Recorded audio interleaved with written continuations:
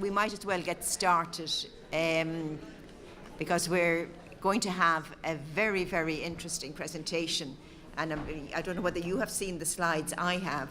It's going to be very, very interesting. And it's the evidence from TILDA in relation to creating opportunities in retirement. And we're going to hear from Christine McGarrigle, who's a director of TILDA.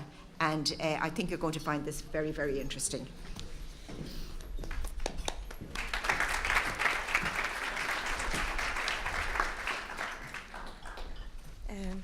Thank you, Justice Laffoy. Thank you, Assembly, for giving me this chance to present TILDA, or the evidence from TILDA. And particularly, I'm going to look at the contribution that older people make to their families and their communities in Ireland. Here it is.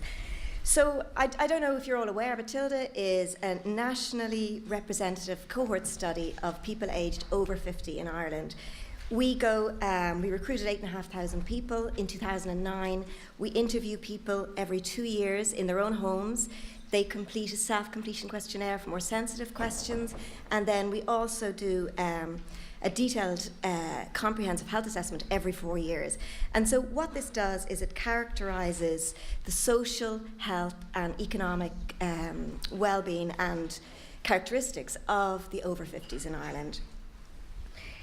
It gives us an opportunity to investigate lots of different areas, and what I'm going to present today is particularly something that's known as intergenerational transfers. So what this is, it's the transfer of resources between generations. And if you think of the blue box there in the middle is our respondents who are the over 50s, it's the transfer of resources from them to their parents, to their children, to their grandchildren. And this can be financial or it can be non-financial, and often actually it would be non-financial. So that would be things like giving care, giving childcare, giving lifts, helping with household chores, all of those kinds of things that families do for each other.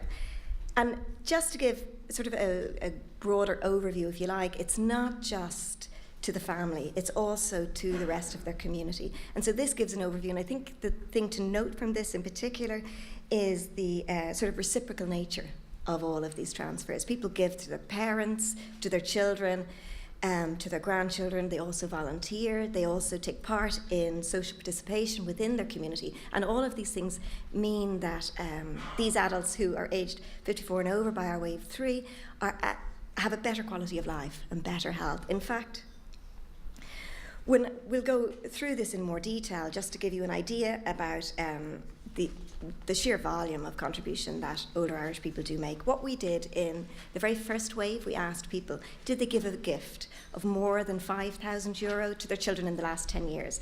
And what you see from this, it's an unusual graph because it's logged, because there's such a skew in the direction of the amount of money that's given. So some very small number of older households gave very large sums. But what you can take from this is that in the different age groups, sort of the median value of money that was given, it was overall 1/4, 24% said yes, they did give a gift of more than 5,000 to the children. And the sort of median amount given in the 50 to 64-year-olds was 20,000. In the 65 to 74-year-olds was 24,000, and in the over 75s, it was 30,000. So really quite substantial sums of money had been given in the previous 10 years. And also worth noting, most of the financial transfers go downwards from parents to their children. This is something that we recognise internationally, especially in the developed world. This is normal. Very little money was given back up to these older population. It was about 9% had said at this stage that they had received some financial giving from their children. So we asked again, we went back 4 years later and we asked them again, did you receive any financial transfer worth this time 250 or more in the past 2 years? And what we see from these tables is that older adults are the net contributors to their families. 51% who had living parents helped them with financial assistance in the past 2 years. And also that older adults in Ireland provide help to their own children. So these are their adult children, often not living in the home anymore. What we see, 48% gave financial help to their children while not receiving any themselves, and only 3% were net recipients of financial transfers from their children. So it isn't uniform, again, of course, and so what I want to show here is that the likelihood of providing financial assistance to a child, for instance, is highest amongst the most highly educated. What we see is 60% of those who have a third level education gave to their children in the past 2 years. Compared to those who just had primary education, it was 38%. So we do see there's a disparity in those who are giving. But there are other ways to provide help and support children, and it's not limited to financial transfers. The high cost of formal childcare in Ireland often prevents women from returning to work when they have their children, and so what we see from TILDA is that overall, of those who had grandchildren, 41% provided childcare for at least an hour a week in the last 2 years. This figure shows that while it goes from 47% in the 50 to 64-year age group up to 51% in the 65 to 74-year age group, so those are the retired, it decreases down again to 22% in the over 75s. But that's probably not surprising, because at that point, presumably the grandchildren are in school and don't require that childcare anymore. But just to note, I think, is that the social and economic value of this contribution isn't just for the family, it also benefits the wider economy and society, as it allows women who choose to remain in the workplace. So, thinking again about those non-financial assistance, this is something I know you have been talking about a bit more, and that's about, it's called activities of daily living, help with basic personal care, dressing, eating and bathing. They're used by healthcare providers as measures of disability. So we asked our over 54s how many of them with living parents had helped their parents with these activities in the past 2 years. So over a quarter who had living parents assisted them with these basic personal care, and in fact on average it was for 23 hours in the past week. We also asked them about other activities, and these are the more activities like household chores, errands, shopping, giving lifts for appointments, things like that. And 43% of the over 54s said they had also helped their living parents with these activities in the past week, and on average that was for 13 hours a week. So what you can see is the substantial contribution, again, that these older population are making towards the informal care of their parents. So this is the over 54s, which may or may not be considered older, caring again for the population who are even older than them. And I think something to be noted about this is that for the future, what we did find in these over 54-year-olds, 26% had at least one child who was living abroad. So thinking about that, what it means is that given the amount of informal care that adult children provide for their parents, we need to consider the pattern of immigration as a result of the economy, whether or not there's going to be a reduced pool of family carers available in the future for the older population in those future decades. Combined with the ageing profile, what it means is that balance between informal care and formal care may need to change, and that's something that I think should be considered. So the other ways, I know there was mention earlier of the National Positive Ageing Strategy, and what they did identify in that was participation. It's a key tenet for active and successful ageing. And research has shown that active social participation is good for health. It actually reduces mortality. So it's something that should be considered, and it can encompass many different areas like employment, education, active citizenship, and social and cultural participation. So what we did find in the Irish population is that many adults volunteer their time and expertise to organisations, contributing that way to their community and society again. And they do benefit from that through improved physical and well-being, psychological and social well-being.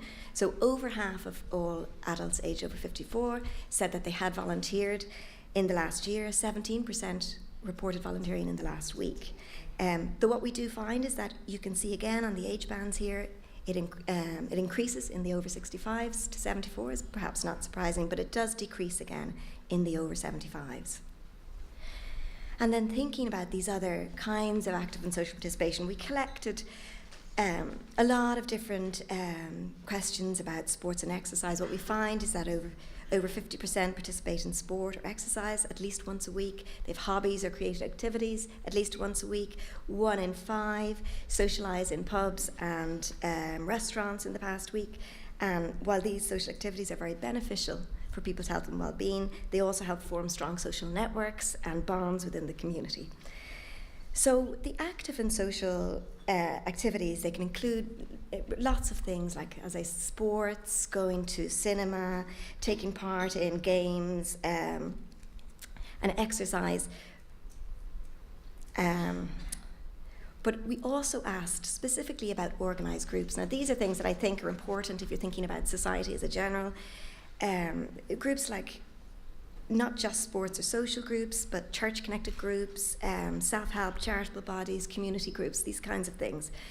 And what we did find was that over 60% of adults aged over 54 took part in active and social leisure activities at least once a week. A further 47% participated in at least one organised group in the past week. So this is really quite high active participation. But what the figure does show again is that while it increases into the 65 to 74-year-olds, these activities do start to decrease when people are aged over 75. And you see for men and women, it seems to be marginally less for women than men.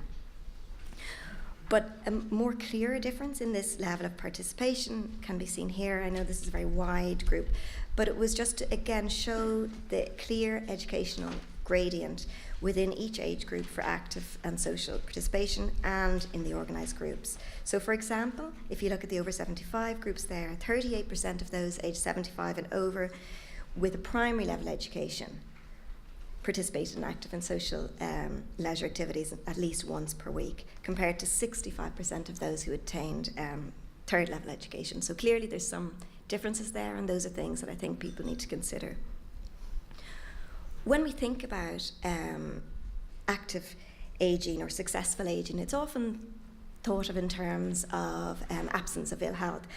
But one of the measures that's considered really good is quality of life. And what this gives is a more holistic assessment of well-being in older people particularly. And in TILDA, what we use this, it's a measurement tool, it's got 19 questions, or 19 statements, and it's called CASP. And they ask things like, I can do the things that I want to do. I look forward to each day. I feel that life is full of opportunities. It's a combination of questions. And what we ask is for people to indicate how often they feel that statement applies to their life. And so it's summed up. You go from often to not very often or never. And you come up with this overall number. And that number is considered a very good indication of your overall quality of life. And what we find overall, the mean quality of life score was 44. So that's quite high to the top range, which would be 57, which indicates that people over 50 in Ireland in general have quite a good quality of life. But what's worth noting also is that it does increase from the age of 50 up until about 66 to 68 is the peak quality of life, and then it starts to go down again. But I think what's interesting is that it doesn't reach the level it was at 50 until you're past 83. So that's a good 34 years where people's quality of life is higher than it was at 50. And in fact, some research in California has just shown that people in their 60s and 70s have higher quality of life than people in their 20s and 30s. So this isn't just an Irish phenomenon. So it is to show that quality of life increases in older age. And it isn't uniform, though, and that's the thing that we need to consider. It doesn't remain the same in all groups. What we have seen is that quality of life is much higher in those that volunteer. And so what this graph here shows is that those who volunteer at least once a week have much higher quality of life across each age group than those who never volunteer. And it's a really clear gradient in the level of volunteering, which really suggests that this is a true effect. What we also have seen then, this was at the very baseline of our study, so we went back in wave 3 in 2014 into 4 years later, and what we did find was that those who, again, those who volunteered had a higher quality of life, also those who gave financially to their children had a higher quality of life. Those who took part in social participation, looked after their grandchildren, as long as it was in moderation, they also all had higher quality of life. And those who took part in active leisure and organised groups had less depressive symptoms in addition. So I think just to conclude, what I've drawn attention to is the variety of ways that adults aged over 54 in Ireland right now do contribute both to their extended families and to the wider community. And that these relationships are often reciprocal, and that the Irish population aged over 54 also benefit in terms of physical health and psychological well-being, by giving that. But I think really just to note that far from being reliant on family and social support, what these results do show is a large contribution, and they are really the net contributors to their own family and to their communities in many instances. But you can see that there are differences, particularly in the oldest age groups and also in those with lower educational attainment. And when we say lower educational attainment, normally we would use that as a measure of sort of socioeconomic status in the older population. Obviously in third level education was less common in the oldest groups, but it would have been within the 50 to 64 or 74-year-old groups. We would have considered that would be something that would be more available. And so, but what we do see is age and education, and that variation is particularly seen in the social participation and access to leisure activities. And so what it suggests is there remains some scope for more older adults to benefit from living an active life well into old age. Thank you.